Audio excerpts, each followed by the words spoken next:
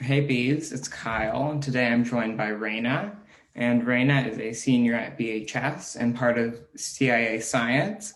So to start out today, do you want to introduce yourself, Raina, and maybe a little bit about CIA Science? Like Kyle said, my name is Raina. And CIA Science stands for Create, Invent, Aspire Science. And I actually started it when I was a freshman. So it was around the spring of my freshman year. But that's been a goal of mine for a long time because I just always thought that there wasn't enough science exposure in elementary school. And that's kind of the time when it's most important, right? You're forming your impression of the world.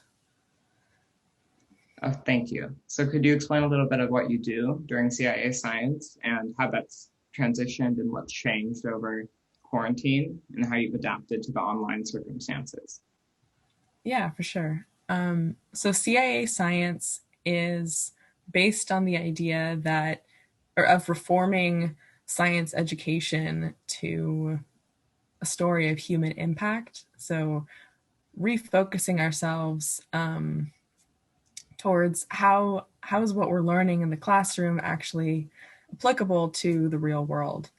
And so normally in an in-person environment, we tied together our science labs with a mystery story, which is kind of a fun way to practice that idea of applying science to something bigger, because it asks the students to use the lab to come to some sort of conclusion, and then that reveals a clue that contributes to the overall plot.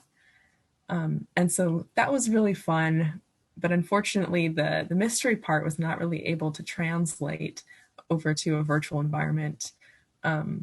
So we really just took a much more simplistic version of trying to get our message across, and we take students in smaller groups than we usually instruct them in, and we lead them through the whole research, design, inquiry process.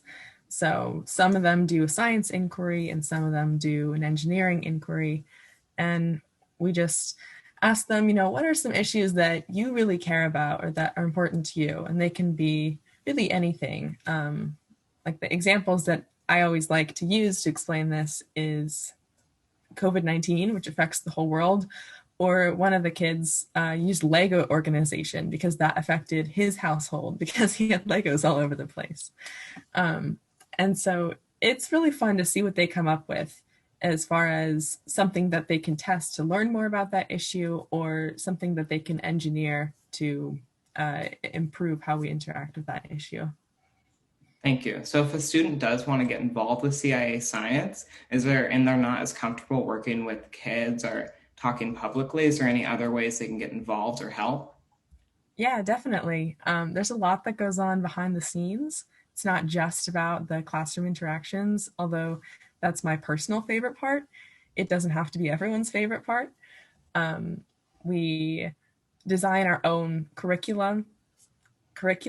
It's all teen led, so the teens are the teachers, but they're also the ones who write the mystery storylines, or the ones who do research on the science labs, and they're the ones who recruit other teen volunteers to help us and reach out to the community to let them know that yeah, we're here, we exist. Thank you. That's amazing. So if a student does want to get involved, how do you think that can help them? And what do they take away from this? What can they learn? How can that help them get into college potentially? Anything like that? Yeah. And before I answer that, I guess I forgot to say exactly how you could get involved, which is in a lot of different ways. We have a Wix website, but that might not be accessible on Chromebooks, unfortunately. So we'll have to work on that. But you can also contact me. My student ID is 350595, or you can contact Mr. Buckingham, who is our teacher contact for the school. So there's a lot of different ways. And then if none of those work out, for you, then you can contact my personal email, which is reina.j.ayala@gmail.com. So I'm just excited for anyone who's excited about this. And then as far as how this could prepare you for the future, I think for me, I came into high school as a really quiet person. And I think that when I say that, people don't usually understand just how quiet I really was. But doing activities like this really helped boost my confidence, and it made me feel like if I were just put on the spot and I had to whip up something to say, then I could actually do it and it might not be half bad. Um, and that's really empowering, I think. And even if you're already a person who talks a lot, which if you do that, then go you, um, this could also be something that you enjoy because it's really about finding a different approach to science and not only talking about the human side of it, but appreciating the creative sides of it. And these are not necessarily factors that we always get to enjoy in science classrooms as they are today. So as one last question, what is the time commitment for CIA Science? Do you guys hold weekly meetings? When are those? And then do you do work outside of the meetings as well? Yeah, so we hold weekly check-in meetings just to make sure that we all kind of know what we're doing, and then sometimes we don't, and so that's a good time to bring that up. Um, but I think a lot of the work happens outside the meetings because usually our meetings are pretty short. We're just going through what we've all been working on.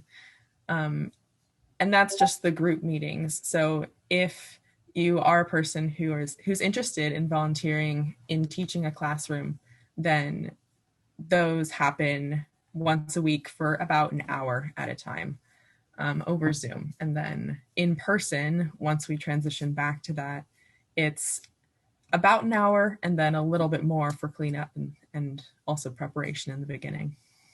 Since you're working with students there and like developing curricula, does that count as community service by Yeah. chance? All of it counts as community service. So it's really as much time as you put into it. That's what you'll get out of it. But everything that you do for CIA Science will count. Okay, well, thank you so much for joining me. Could you repeat your lunch number one more time if anybody wants to contact you? Yeah, 350-595. Okay, thank you for joining us. Awesome. Bye, Beads.